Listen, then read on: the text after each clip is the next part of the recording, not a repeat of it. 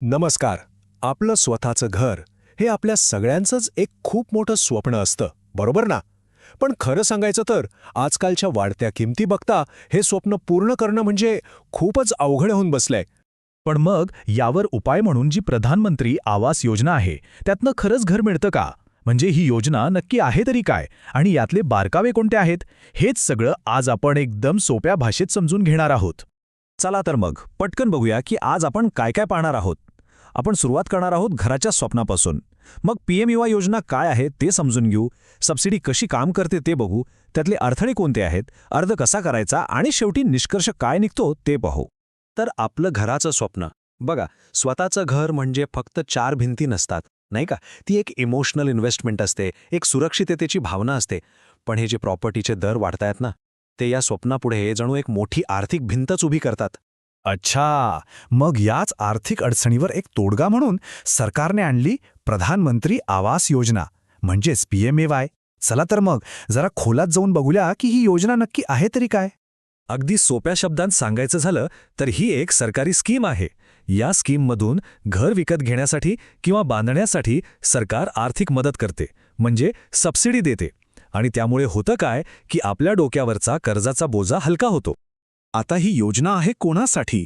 तर बघा, ही खास करून आर्थिकदृष्ट्या दुर्बळ गट म्हणजे EWS, कमी उत्पन्न गट म्हणजे LIG आणि मध्यम उत्पन्न गट म्हणजेच MIG या गटांमधल्या लोकांसाठी बनवली आहे, जेणेकरून त्यांना स्वतःचं घर घेणं थोडं सोपं जाईल.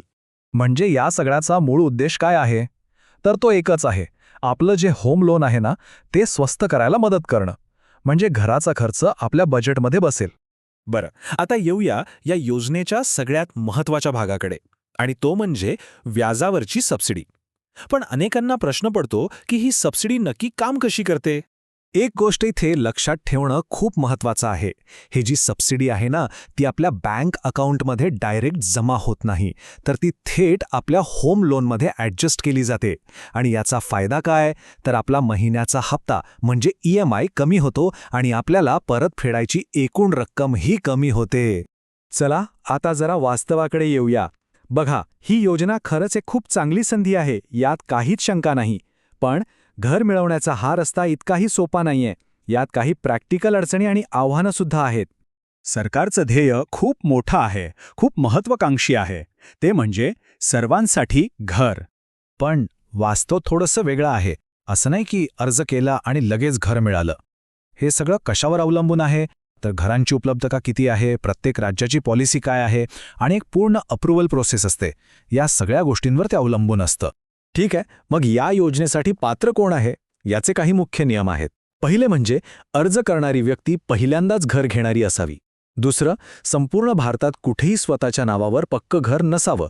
आणि तिसरं, वार्षिक उत्पन्न सरकारने ठरवून दिलेल्या लिमिटमध्येच असावं. आणि हो, एक महत्त्वाची गोष्ट म्हणजे अनेकदा महिलांच्या नावावर घर असेल तर प्राधान्य दिलं जातं. आता इथे एक गोष्ट समजून घ्या. या योजनेचे दोन मुख्य प्रकार आहेत. एक आहे शहरी भागांसाठी, ज्याला PMAY अर्बन म्हणतात, आणि दुसरा आहे ग्रामीण भागांसाठी, तो म्हणजे PMA ग्रामीण.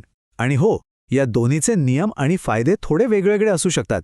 बरं, अनेक जण अर्ज तर करतात, पण मग काही लोकांचे अर्ज रिजेक्ट का होतात? असं का होतं?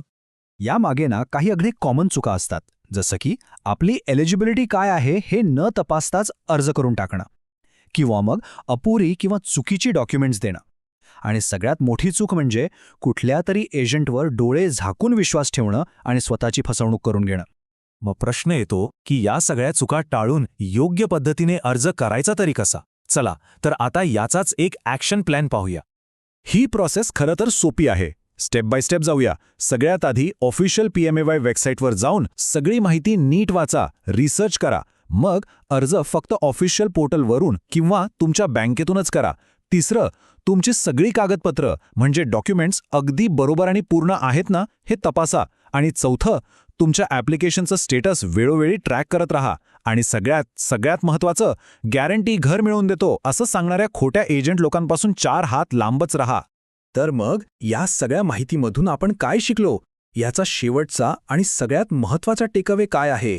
बघा, प्रधानमंत्री आवास योजना ही 100% खरी योजना आहे आणि यामुळे लाखो लोकांना त्यांच्या हक्काचं घर मिळालंय सुद्धा. पण एक गोष्ट मात्र पक्की लक्षात ठेवली पाहिजे की ही एक प्रोसेस आहे.